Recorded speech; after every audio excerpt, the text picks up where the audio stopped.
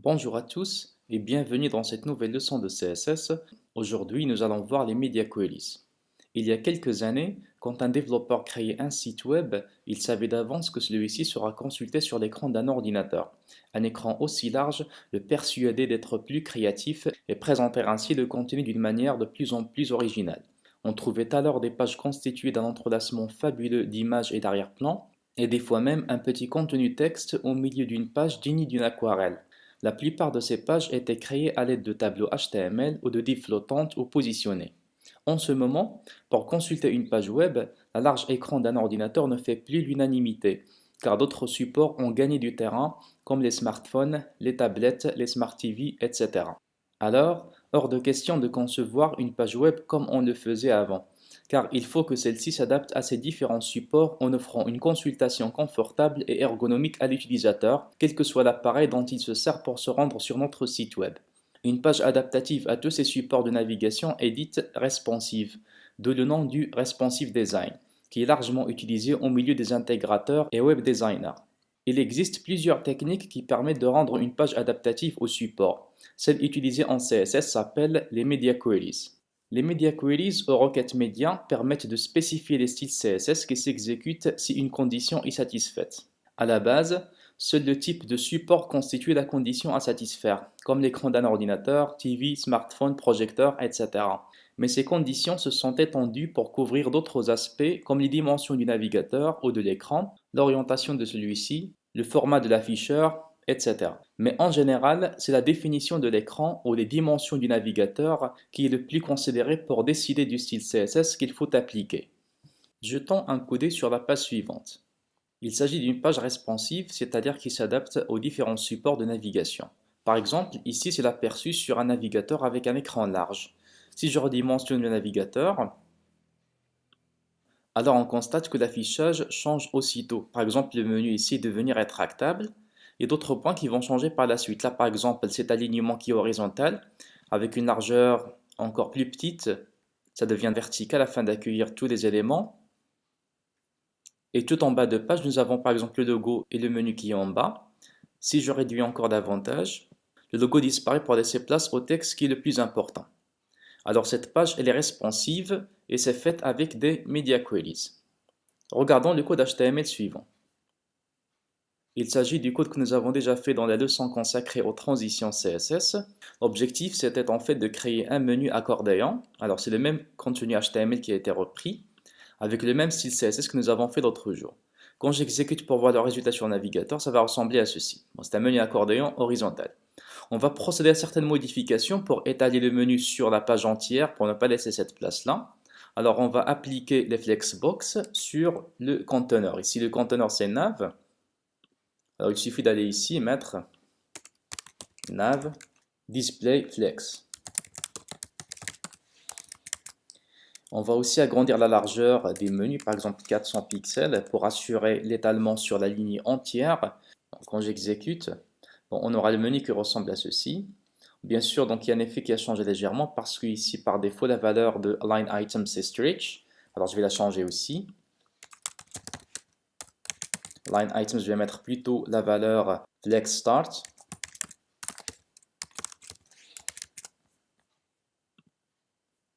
Et ça donne ceci. Bon, on peut aussi intégrer quelques marges.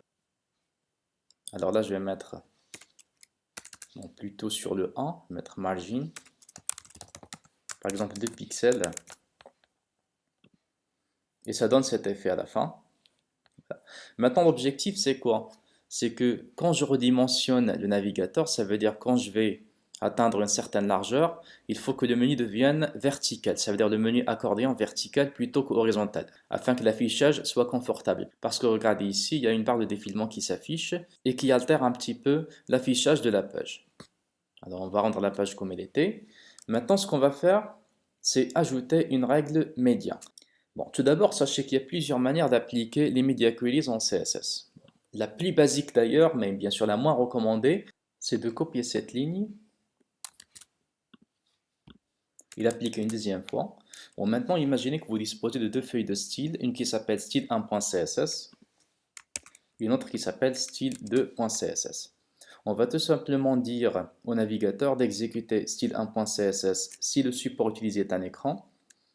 Et si le support est mobile, alors dans ce cas, on va appeler la feuille de style style2.css. On va donc ajouter l'attribut média, dans le premier cas avec la valeur screen, pour dire écran. Et là, on va mettre la valeur handheld, pour dire un support mobile. Alors dans ce cas, le navigateur il va automatiquement voir sur quel environnement il est exécuté. Si c'est un écran, alors il va charger style1.css. Et si c'est un équipement mobile, alors dans ce cas, il va charger style2.css. Mais cette technique n'est pas très recommandée parce que tout simplement, on va essayer de centraliser notre style CSS autour d'une feuille ou bien un ensemble de feuilles CSS que l'on connaît. Alors, on va éliminer ça. On va conserver le code de tout à l'heure, comme ceci. Et maintenant, on va aller sur la feuille de style CSS. Et on va voir que le style que nous avons déjà déclaré, c'est un style qui concerne tous les supports. C'est-à-dire qu'il n'y a pas de condition qui dit qu'il faut exécuter ça ou ça. Ça veut dire que ça va s'exécuter dans tous les cas. Maintenant, on va ajouter une règle média ou bien une media query grâce à la règle @media. Comme ça. Et on met la valeur screen. C'est-à-dire que c'est la même chose que l'attribut media avec la valeur screen dans la balise style de tout à l'heure. Maintenant, entre ces deux accolades, on va tout simplement spécifier les différents styles qui vont s'appliquer exclusivement aux écrans. Par exemple, imaginez que je veux changer le style de nav. Alors, il suffit de le mettre ici. Voilà. Comme ça. Et on va par exemple dire que je veux que ça devienne bloc. C'est-à-dire pour les écrans, je veux que ça devienne bloc. Mais remarquez que quand je dis un écran, je ne spécifie pas est-ce que c'est un écran large ou bien un écran étroit, etc. Alors que généralement, il faut s'intéresser à la définition de l'écran ou bien la résolution de celui-ci. Alors on va ajouter notre condition qui est and, et entre les parenthèses, on va mettre des informations qui concernent le support. Par exemple, max width 600 pixels. Ça veut dire que si la largeur du navigateur ne dépasse pas 600 pixels, c'est-à-dire s'il est inférieur ou égal à 600 pixels, alors dans ce cas, ce style sera appliqué. Alors la condition pour que ce style soit appliqué, c'est il faut que le support soit un écran, et deuxièmement, il faut que la largeur du navigateur embarqué dans cet écran ne dépasse pas 600 pixels de largeur. Voilà, donc maintenant, si on exécute, on va voir le résultat suivant. Bon, ici, sur un écran large, ça veut dire qu'il dépasse 600 pixels, mais si le navigateur passe en dessous des 600 pixels, on constate bien que le style a changé. Donc le point de commutation est le suivant, donc là c'est supérieur à 600, et là c'est inférieur à 600 pixels. Si on veut agir sur la largeur de ce menu, ça veut dire on veut que ça occupe la totalité de la ligne, alors on va encore retourner dans le code CSS, et on va reprendre le style nav1, comme ça. Bon, ici c'était inline block, on peut mettre par exemple display bloc carrément avec une largeur automatiquement parce qu'on sait que les blocs occupent la ligne entière. Quand j'exécute pour voir le résultat, on constate maintenant que ça occupe la ligne entière. Alors, en dessus des 600 pixels, voilà ce qu'on a, et en dessous, voilà le résultat qu'on obtient. Bon, notez qu'en CSS, bien sûr, il n'y a pas que ces propriétés que l'on peut changer. Donc, il y a max width pour dire la largeur maximale, il y a min width pour dire la largeur minimale, il y a aussi width tout court pour dire la largeur doit exactement correspondre à la valeur spécifiée. Donc, il y a aussi aspect ratio pour dire les proportions du navigateur ou bien de l'écran. Par exemple, 16:9 ou bien 4:3. Il y a aussi orientation, c'est-à-dire l'orientation si vous voulez portrait ou bien paysage avec les valeurs landscape ou bien portrait, etc. Bon, c'est-à-dire il y a beaucoup de paramètres que l'on peut spécifier, mais en général, on se contente des dimensions. Ici, il faut noter qu'on ne peut pas se contenter que d'une seule condition. On peut mettre une autre condition, par exemple and min width 400 pixels. Bon, ça veut dire dans ce cas que ce style sera appliqué uniquement si la largeur du navigateur est comprise entre 400 pixels et 600 pixels, etc. Donc c'est comme ça que ça marche en général pour les media queries. D'accord, maintenant on va faire un test. On va aller sur le navigateur et on va essayer de charger un émulateur de smartphone. Donc, il suffit de mettre inspecter ici sur Chrome et on va choisir cette option. Donc là on va choisir par exemple un smartphone, par exemple Galaxy S5. L'aperçu que nous avons c'est ça, bon, c'est-à-dire c'est un émulateur, bon, il va simuler l'apparence de notre page web sur le smartphone Galaxy S5. Dans ce cas, bien sûr, on peut changer le type de support ici. Bon, il y a aussi la résolution qui est donnée par défaut, donc c'est 360 pixels sur 640 pixels. Vous constatez bien que la largeur de l'écran, c'est 360 pixels. Et pourtant, ça veut dire que je suis bien en dessous des 600 pixels que j'ai spécifiés dans les Media Queries, et pourtant, le menu est toujours resté horizontal. Ça ne s'est pas appliqué. Et c'est tout à fait normal parce qu'il ne s'agit pas de la résolution réelle. En fait, on appelle cette résolution une résolution CSS ou bien Device Width. Et ça nous mène vers la définition de ce que l'on appelle le viewport.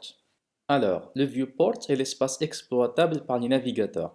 Cette notion s'intéresse principalement aux navigateurs embarqués sur des appareils mobiles où ceux-ci, c'est-à-dire ces navigateurs, ne sont pas redimensionnables et occupent la totalité de l'afficheur du support.